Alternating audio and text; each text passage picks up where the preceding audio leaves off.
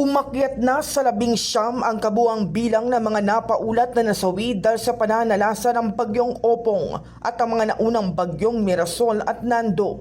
Batay sa pinakahuling tala ng NDRRMC, 8 nasawi sa Region 2, 4 sa Cordillera Administrative Region, 3 sa Regions 3 at 5 at 1 sa Region 8. 4 sa mga nasawi sa CAR ang kumpirmadong nasawi mismo dahil sa epekto ng bagyo. Mahigit 2 milyong individual o katumbas ng 520,000 families mula sa 4,219 barangay sa 15 rehiyon ang naapektuhan ng magkakasunod na sama ng panahon. Sa bilang na ito, nasa 52,000 families pa ang kasalukuyang nananatili sa mga evacuation centers. Samantala, patuloy naman ang pagtugon ng Philippine National Police sa mga apektadong lugar.